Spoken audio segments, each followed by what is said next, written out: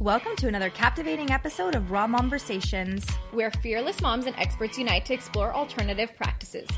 Hey there, I'm Allie. And I'm Melania. Our mission is to empower your one-of-a-kind parenting journey. Join us as we explore unconventional birthing and parenting methods. Get ready for inspiration, authentic stories, and unwavering family love. Together, we're rewriting our rules of parenting one bold step at a time. So without further ado, let's kick off this empowering momversation. Raw Momversations, where fearless motherhood leads the way.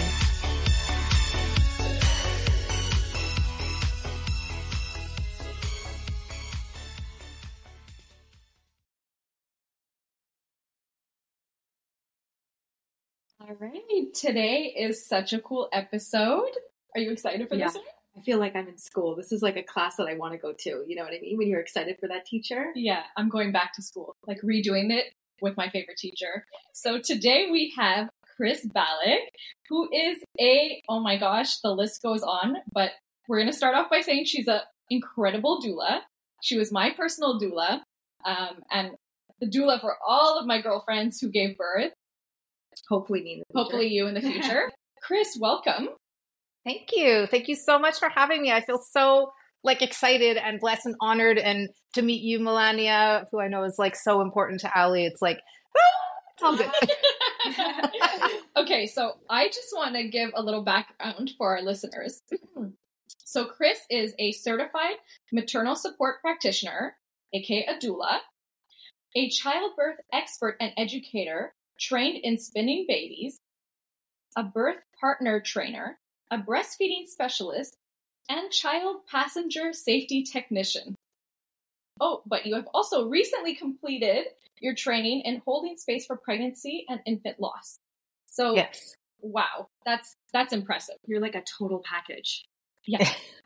That's kind of the plan. Is I would love to be able to help all the mommies, all the families for all the things. I just can't sew anything. I'm not good at that. I can't knit you any booties or anything. You can buy those on Etsy these days. Now, don't worry about it. It's true. How long have you been doing this, Chris? So it's funny. I actually didn't even know what the term doula meant until my own wedding day 11 years ago. But I've actually been a support practitioner, if you will, for almost 19 years. Wow.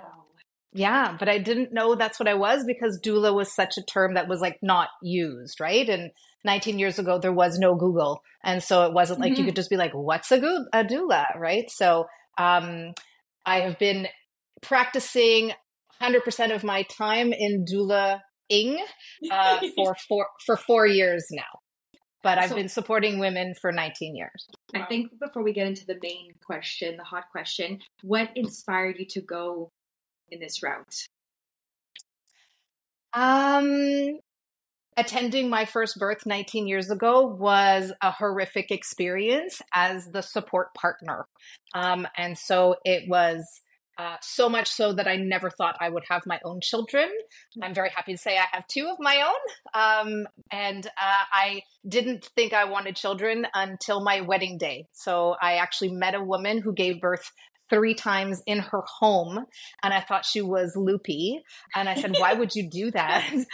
It's such a horrible experience. And her answer was, what are you talking about? I had a doula, I had a midwife, I had such a support system. It was magical. I would do it again and again. And that just piqued my curiosity. I was like, I need to know everything. So on my wedding day, my husband is schmoozing. And I'm like this, listening to this woman talk all about her birthing experiences. And I told my husband that night on our wedding night, I'm like, I want to be a mommy. I want to give birth. And he was like, holy cow. Okay. That's not what we planned, but okay, cool. And literally 9 months later, my son was born. Wow. Yeah. That's so crazy. That's why I kind of got into it. But when I didn't know what the word doula meant, I just had girlfriends who were like, Chris, you're always so warm and comforting. Can you be with me when I give birth? And of course I said yes, but I didn't know anything. So I wasn't very helpful. I mean, they think I was, but now that I know everything that I know, I'm like, all the things I could have helped them do differently. Right.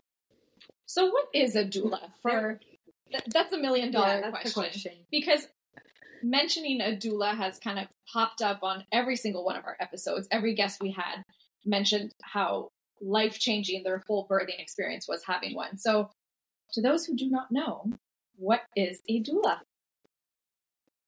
I feel like this is a really loaded question I could probably talk about for like an hour, but to condense it, I would say that all doulas are trained professionals in their field of expertise. In my case, and a lot of cases, that's actually birth and everything associated with it, prenatal and postnatal.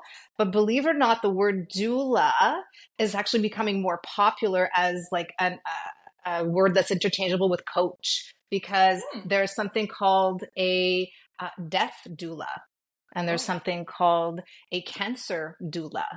So it kind of just means somebody who is going to support you in the area that you need at the time that you need it. And they have all of the training and expertise and wisdom and knowledge and techniques to help support you when you're going through any of your big life-changing experiences. Wow. Did you know that? No, I had no idea. I'd like there to be like a life doula, or like when you have like a big event that's going on that has nothing to do with anything, but you're like, oh my gosh, do we buy this house and live in that community? I want there to be like a life doula, like a choices doula to help you navigate. Or a toddler doula. You can just add that to your list. So yes. Yes. You can be the definitely first will. life doula. Yes. But so doula is kind of if I like to say that I'm an educator, a cheerleader, and a coach. That's kind of how I describe what I do as a doula. What kind of training goes into becoming a doula, or what's required of you before you get the status doula? Yes. Believe it or not, it's really vast. So there are some doula programs that you can take online that are a weekend. And they say, hey, great, you get to be a doula now. And then there are some programs like the one that I went through, and it took 10 months. And you had to read 15 different books and do essays and all kinds of book reports, that kind of thing. So it depends on the kind of doula you want to be. If you want to be the doula like I was 19 years ago, where I held hands and I was like, I'm here for you, and lots of hugging, and be the support person that you want to be, that's wonderful. And that's what people, definitely some people out there that are looking for. I'm just, I'm called the passionate doula for a reason, because I'm crazy passionate about getting all the knowledge that there is to know and making life and birth experiences for the whole family like magical. I actually think that a lot of my clients, Ali can attest, I think that I really want you to feel, if you've worked with me, like supported and surrounded and loved and taken care of and held and magical. I want you to feel magical. Oh, 100%. 100%. I just want to be pregnant now just for this. I know. So is there like a certain certification boards that qualify you as a higher leveled doula? Does that make sense? Or I mean, not in so much? Quebec anyways, that's a great question. In Quebec anyways, like I'm also now a naturopath, so I can actually issue receipts for my clients. But in order to be a naturopath, you have to like have a certain amount of training hours. So like you had to have a minimum of 400 training hours for that. So like getting a weekend course, for example, to be a doula, like you wouldn't be able to get that status, right? Because you just don't have the hours under your belt and the training. Okay. And so for somebody who might not understand the difference between a doula and a midwife. That's a really great question. Did you, Melania, have a doula or a midwife? No, I didn't have either. Okay. Ali was pregnant 7 months after me. So had she maybe been pregnant before me, I would have been introduced to the term, but I'm the first of my family to be having a child and of my friend group. So I didn't have any previous knowledge of this. Didn't even hear of the term, to be honest. Amazing. Okay. Very cool. So did you think that Ali was crazy when she was like talking all about her experience? No, because she has a really great way of explaining things and getting you on board with something. So now it's like, I missed out, clearly. There's always a next time, right? That's what you were saying before. Hopefully. Okay, so I think that it's really important to know, first of all, the difference between a midwife and an OB or a gynecologist or a delivering doctor. Okay, so they are all doctors. Okay, so that's important to know. So it's not like, oh, I don't know if I want a midwife or a doula. We're very, very different in the sense that doulas don't do anything medical. So I don't, I don't do cervical checks. All doulas don't do cervical checks. We don't deliver babies. We don't do anything that, blood pressure, any of that. So that's all medical stuff. But a midwife and an OB and a gynae and your family doctor or delivering doctor, they are trained all at the same level. And, I'm not here to, to play any favoritisms or anything. What I can tell you is that I've attended lots and lots and lots of births that have OBs and gynaes and doctors, and lots of births that have had midwives, and their approach to birth is night and day. Night and day. There is not even like an ounce of comparison. Obviously, everyone at the end of the day really wants, mommy to be healthy and baby to be healthy and all to go well. Of course, 100%. But the approach is very different, right? The midwives have no choice but to always be thinking ahead of what could possibly happen so that they can be on top of it, because they do not have the luxury of, well, we'll just send her off to the OR for, a C-section. So, especially for women who are giving birth at home, that's like not an option until it has, unless it becomes an option, right? Mm-hmm. So there are actually way less medical interventions that happen, obviously, in a home birth or in a birthing center birth with midwives that happen in hospitals because they have no choice. So that's what a midwife and doctor, how we compare them, but they're exactly the same. They still have to fill out all the same paperwork for the government. They have to, to the minute, just like every birth, it's like how many centimeters at 10 p.m. was the client, blah, blah, blah, how effaced, yada, yada, all that stuff. Like midwives and doctors all have to write all that information down. So they're not at your disposal to like hold your hand and be there for you like a doula is, because they're busy. They're doing all the writing of stuff. So a doula in the birth space is the cheerleader, is the coach, is the educator, is the person who holds space for the birthing person, much like an Olympian has a coach, right? Mm-hmm. So all Olympians have coaches. They don't like just drop their coach because they're going to their second Olympics, right? Their coach still goes with them, or they get a new coach because that first coach retired or whatever. And so it would be great if the world would start seeing doulas as coaches, especially daddies, that, they think that their sports teams need a coach, right?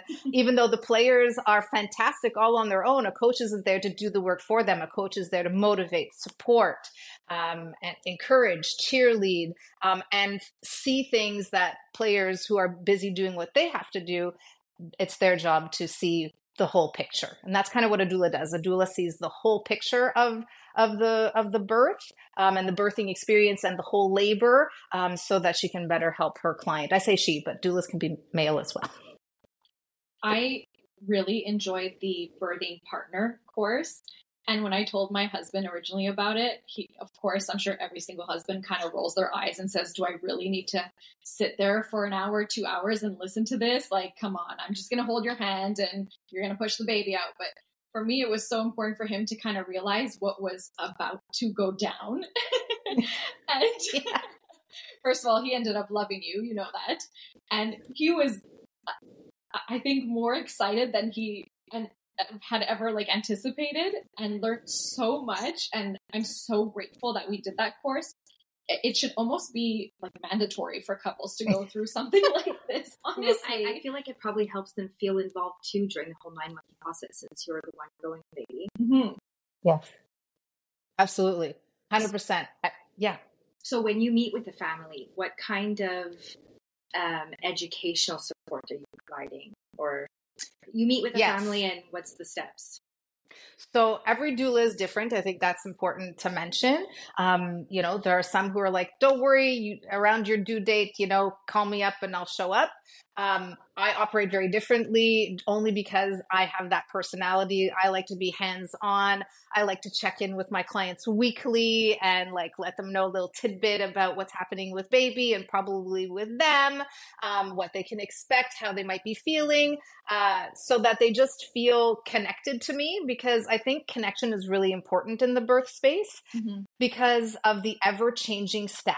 So if you're giving birth in a hospital, every 7.5 hours, you're meeting a new face, right? Yeah. And so that can really mess up the mojo of birth and that can, and of labor. So I like to make sure that my clients feel really connected with me ahead of time. And I also offer lots of educational training. I think it's really important if we're all going to be on the same team, all with the same end goal, that we all need to know as much information as possible, because sometimes I can just say something in birth, Allie's going to smile when I say this. Okay. We need to shine your flashlight right now, right? Allie's going to be like, I know exactly what that means, right? Whereas this is a term that really helps a mother who's in labor really like change her perspective to what she's supposed to be doing, because we've discussed it so much and we practiced it, that versus, showing up cold, right? Like if you're showing up to a birth cold and you haven't spent a lot of time getting to know your couple and educating them, then, you don't have the same team feeling that you do when you've played several basketball games or volleyball games with the team. You can kind of anticipate each other's moods and tricks and, right. They're favoring their left leg. There's gotta be a reason, right? Like that's what I mean by, it's, I could talk for hours, guys. Literally about all of this. But yes, education, super important to me, so that we feel connection ahead of time throughout the entire pregnancy, and of course in labor and birth and once baby's here. Aside from also providing the incredible support that you do, you're also educating parents on what's to come. Yes. When you walk into those hospital doors, what are you to expect? I was going to say, I personally offer 4 courses. So I usually do this over like 4 or 5 weeks, like in an evening after mommy and daddy, are done work. We get together. It's cozy. I teach out of 2 locations. And of course I do virtual because I have a lot of clients who are not even in Canada. And so the 4 courses that I teach are, childbirth without fear. What? And how to prepare for a fearless, empowering birth, and what to expect once baby is home. So that's kind of like its own course, but it kind of gets smushed into all the 5 weeks. I do a birth partner training course because as little as we know about giving birth, because let's face it, who talks about this? We don't, go to some class in school that talks all about how you're going to think and feel when you're going to give birth. What we get is a banana and a condom, right? This is what we get. Just thinking that. That's what we get. And that doesn't teach us anything other than how to put a condom on. That does not teach us anything. Or that video, I don't know if you guys saw that one, where it's literally this woman on her back with her legs open, screaming, pushing a baby out. And these are the 2 videos that we get for education. Right? So we're just not educated at all. And so I think zero. And I think that even as women, we're really apprehensive to even ask questions, because we think, oh my God, well, I'm a woman, I should know this. Like my mother gave birth to me, my sister had a baby, so I can't ask that. I'll look stupid. Like there's so many times that women will just call me randomly out of the blue, be like, hi, I heard you're a doula. I have a question. And it's like, can a baby's head pop off if the baby's head is outside of your body for too long without the body coming out? Right. And I mean, I'm so grateful that they call me to ask these questions, because when you go to Google, the stuff you find on there, let's be honest, is not always helpful. No. Google is not your friend. No. Everything leads to cancer or death. Yeah. Somehow you're already dead when you're reading Google. Yeah. 100%. So I think it's really important. Birth partner training is so important because they know way less than we know. And, oftentimes when I, get second time moms who didn't have me the first time, they'll be like, I'm mostly coming to you because my husband was useless the last time. And, right? He played video games, watched movies, talked on the phone, was not there to support me. And he thought he rubbed my foot a few times and that was what he needed to do.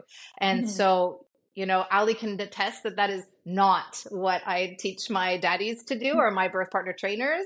It's really important that the birth partners actually have a really key role in the birth space, because mommy is already busy. So she cannot take care of all the other things. It's the birth partner who has to take care of all that. So just them feeling useful and that they have a purpose, it makes all the difference in the world. 100% makes all the difference in the world. And most of the time it's daddies who promote me more than mommies.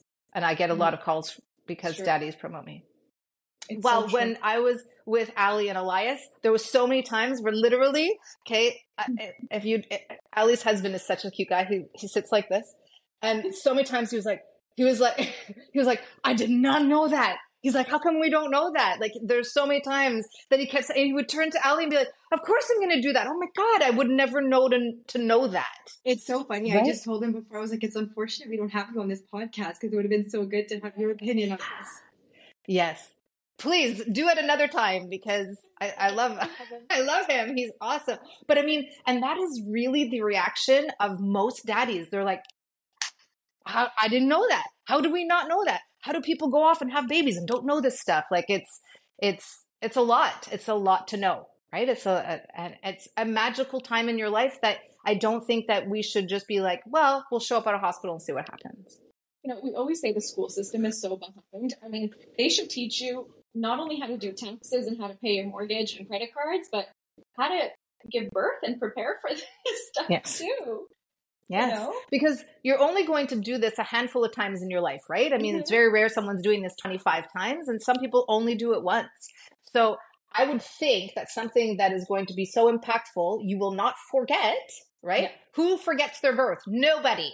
Everybody remembers their birth experience. So why not make sure it's a positive one? Totally.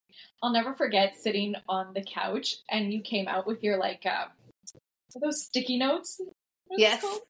Yeah, sticky notes. Sticky notes. Yeah. Okay. Pregnancy brain, guys. Yeah. And you're like, okay, so today I'm going to show you everything they're going to put on you in the hospital. And here's your IV. Here's the epidural. Here's the monitors. And then I'm sitting there with 14 stickers on me, and I'm like, oh my God, I never thought of this. Wow. Yeah. There's a lot to know. Yeah, there's a lot to know, right? And for everything else in life, I think that we go and gain knowledge, right? We find, if we're going to go travel to Greece, we're going to find a travel agent who's going to help us have the best experience possible. What do I pack? What are the sites to see? What to avoid? Where's the best place to eat? What are the must-haves, must-dos, right? And going to a trained professional in their field of expertise is the person to go to. I mean, I wouldn't trust anybody else to do my finances than my financial advisor, because I don't have time to learn all that. I'm so grateful that there's a specialist that does all that and makes sure that my money stays safe, right? When we buy houses, we don't just get our friend Joe to help us buy a house. We go to a trained professional in their field of expertise. I just don't know why the GPs and the gynecologists don't recommend doulas or some type of support for pregnant women day one at their 10-week appointment. They should 100%. I mean, the World Health Organization says that no woman ever should give birth without a doula. Wow. Yeah. And the postpartum depression rate for women who have had a doula is less than 12%. Wow. Maybe it's because they know you're walking in with a birth plan. Yeah. Yes. Which was a term I didn't even know about until I heard it from Alex. Yes. Yeah, because let me make my birth plan. Yes. I help all the mommies make their birth plans because it's so important. I don't know. At one point in time, we should probably talk about birth plans because I get that. That's probably a really great question. That could be a whole other episode, right? Yeah. Perfect. Yeah. So I have two other classes that I teach before mommies give birth. I do the breastfeeding education course because there's a lot to know about breastfeeding before you give birth, because it's not something that I recommend you figure out after a baby is born. You already have a whole bunch of other stuff on your plate when baby is born. Getting really comfortable with your body and how the whole breastfeeding thing works. And all the tools that I help you fill your virtual toolbox with so that you can have a successful breastfeeding journey if you choose to have one. So there's that course. And then I do the all the car seat stuff. So I teach all this stuff you need to know about car seats, because there's a lot to know about car seats. See, one of the reasons why I didn't take part in any classes is because I gave birth during COVID and everything was online. But you are able to do everything virtually. And I would feel like a complete expert when it comes to breastfeeding, even though not having the physical practice. Yes, 100%. I help more women every single week virtually than I do in person. So at least 6 women a week that I meet just virtually, just for breastfeeding. Oh. Yeah, it's amazing. Car seats too. She installed Isabel's car seat. Yes. That was a big one. Also, it was a big one. Should not let you leave the hospital, making sure it's installed properly. Yeah, I know. They make sure that you install the baby in the car seat, but then is it installed properly into your car? Oh my God, no. Which is the most important. Yeah. It's the most important. No, my husband drove like 5 miles an hour when we were going back home. So slowly over the bumps. Yes. I'm pretty sure all daddies do that. Precious cargo on board, right? Yeah. Like just married, but then we should have precious cargo on board. Yeah. I love it. I don't even think people realize that you could have all this kind of support with you throughout pregnancy and then afterwards. Yes. It is not, because it's not public knowledge. Just like Ali was saying, it's not like you go to your 10-week appointment and they're like, oh, here's a box of chocolates and a doula, right? Like you don't get that. You get, okay, I'll see you at your next appointment and we'll probably draw some more blood, right? Like it's very cold and scary. And I think pregnancy and giving birth to 99.9% of women is terrifying, because all we picture is what we've seen in TV and movies, right? Which is some woman sweating, screaming at her partner. She hates life, swearing, and she's, pushes out a baby and she's, torn up the wazoo literally. And like, it's a horrific experience. And that's the only downfall, I think, that when you work with a doula, is that your birth experience will always be positive. And so you'll be that mommy in the group that doesn't have a horrible birth story to share. Do you have your athletes, quote unquote, sign a waiver apologizing in case they say anything mean to you during their labors? No, absolutely not. It's all part and parcel, right?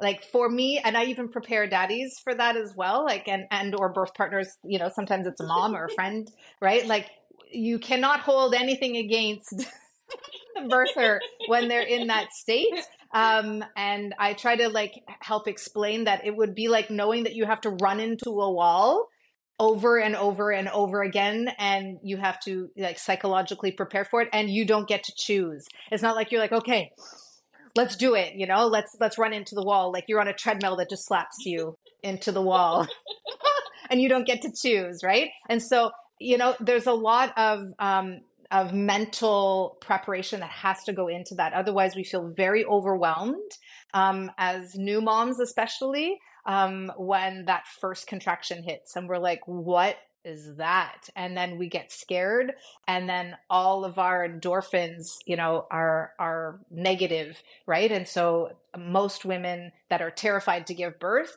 without fail, I usually hear that those are the women who end up having C-sections because they're so stressed out. Right? So C-section rate is much, much, much, much, much lower if you work with a doula or get some prenatal classes. I believe that. Oh, you want me to do the Spitfire question? Yeah. Oh, yeah. We break this podcast with. We just wanted to ask you a couple of like fireball questions.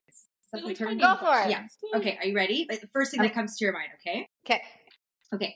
Weirdest craving you've seen during labor? Dirt. No.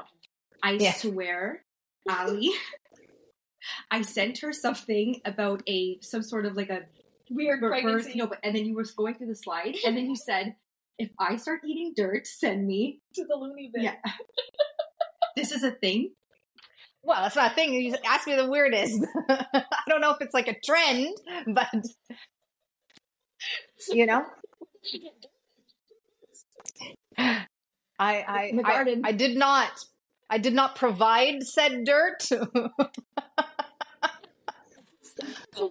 Okay, favorite item you always bring to this? Favorite comfort item? Combs. Knew she was gonna say that. I knew it. The fastest labor you've ever witnessed? 22 minutes. Nice. Best playlist or music genre for laboring mothers? Whatever speaks to them. And that can be Barney. I'm not even kidding you. I was actually at a birth where a mom just kept playing Barney. And she said it reminded her of being at home with her other kids. And so it felt familiar. So it really has to be like what is totally into for like the mom, right? Like whatever the birther is feeling. And I'm on call for a birth right now. And the mom is playing nothing but Slipknot. I love it. Yeah. And that's what she wants, right? So, and there are others who have like mantras, you are meant to do this, very calming, type of stuff. So every person is completely different, and whatever they've got going on is now my new jam. Okay. And last one, most unexpected place you've been called for a birth? At a creek. Whoa. Okay, I want to hear that. Tell us that story quickly.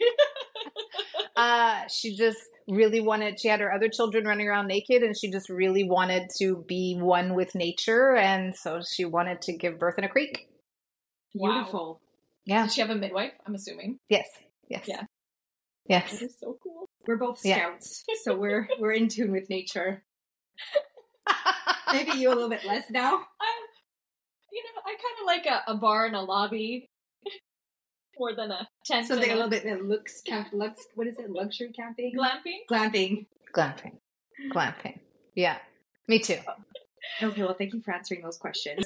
I think that it's really important that you get as knowledgeable beforehand, before baby gets here, right? It's not the time to practice swaddling and diapering and pace bottle feeding, which is like a whole thing, right? Like it's not the time after baby is here. Like, please, I think it's really important that mommies know that there's support out there. CLSC does their best to be supportive as well. So they will come and do like a wellness check visit after you have your baby, but definitely postpartum, practicing these things, it's easier if you've heard of it before, right? So if you've had some kind of class where you're like, oh yeah, I think I heard about that, and I should probably put breast milk on my baby's, milia that they get as soon as, they're born, because their skin is their largest organ. Therefore, any hormones mommy's having will come out in your baby's skin. So I think just knowing this type of thing ahead of time, when you first see red pimples appear on your newborn baby's face, you're not panicking and going to Google. Right? So just get support. I think that all mommies should have support, and it's different support than what your mom's going to give you and what your friends are going to give you, right? Because they're not trained professionals in their field of expertise, right? They have their story, which thank gosh we have all of this knowledge to pull from, but they aren't looking at the whole picture.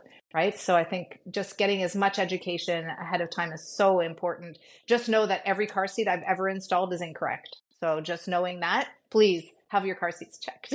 And kids need to be in a car seat till they're like 9 years old in Quebec. Wow. Oh my gosh. And just out of curiosity, if somebody's working specifically with you, how long after birth do you still stay in contact with them? Kind of like forever. Isabel's almost 2.5 years. Yeah. So, been kind of like ever since. Yes. Wow. Kind of forever. Yeah. But that's me. That might not be typical of every doula, but I like to become friends. I mean, we grow and learn so much as a team that it's very tough for me to cut ties. I'm like the mother of all the mothers. That's kind of how I feel. And so I want to check in with everybody and make sure everybody's good. If somebody wanted to start working with you, how could they get in touch with you?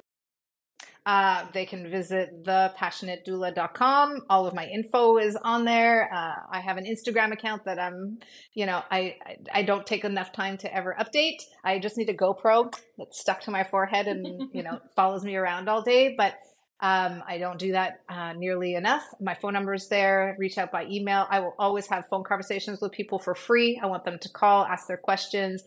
And I think that I would super encourage all mommies who are interested in potentially working with a doula, whether it's for in-person birth, virtual birth, just the education stuff, to shop around. I think it's important that you click with the person that you're going to work with, because unlike we discussed earlier, when you go to a hospital, for example, to give birth, you're going to have, all the constant changing of staff, whereas your doula is with you the whole time, right? So you want somebody that you feel comfortable with, that you could swear and fart and, do all the things, and you won't feel judged, or not that doulas judge, but you will find somebody you mesh with, right? And it happens. I mean, for example, when I was going to give birth to my two children, I interviewed doulas because I wanted to know, did they think the same way that I thought? Did they feel the same way about things that I felt? One that I met, she was lovely. I thought she was amazing, but she'd never given birth before. And for me personally, that was like a deal breaker. I was like, I love that you want to hold my hand, but I've already been the doula who just held hands, right? And they didn't know what it was like to give birth. And my whole, I had a whole big paradigm shift after I gave birth, because just watching a mom's face is like everything to me. I know exactly what she's thinking, feeling, and I want to anticipate her next need. So that's really what you want in your doula, is somebody who's going to anticipate your next need for support. Yeah, that's some really good advice. Interviewing or shopping for the right match, right?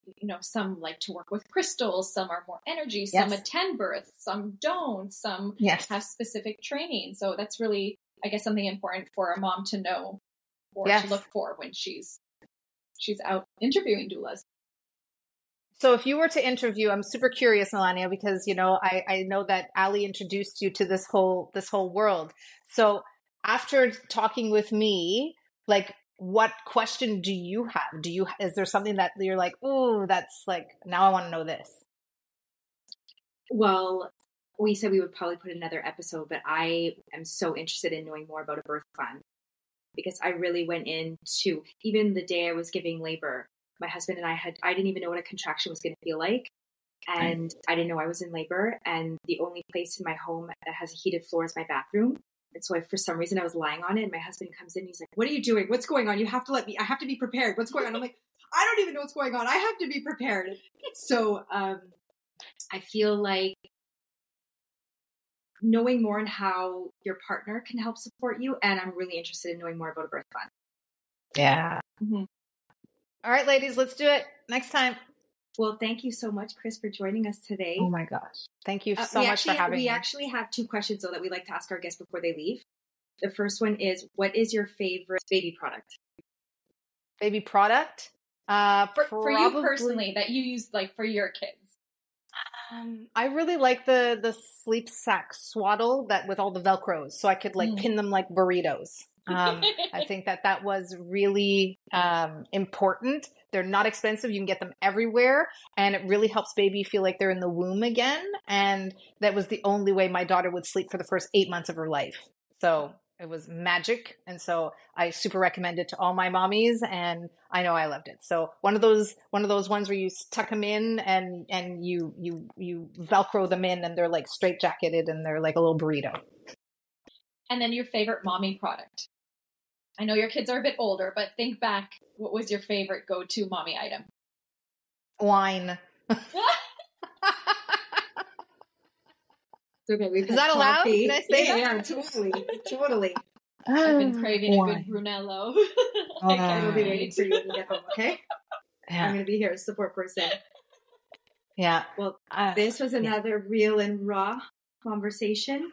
Yes. Stay tuned for our birth plan episode. Woo! Woohoo! Thank you, Chris, for coming. You are so welcome. Thank you so much for having me. Yeah, we hope mommies learned something today. Get yourselves a doula, ladies. See you next time. Bye. Bye.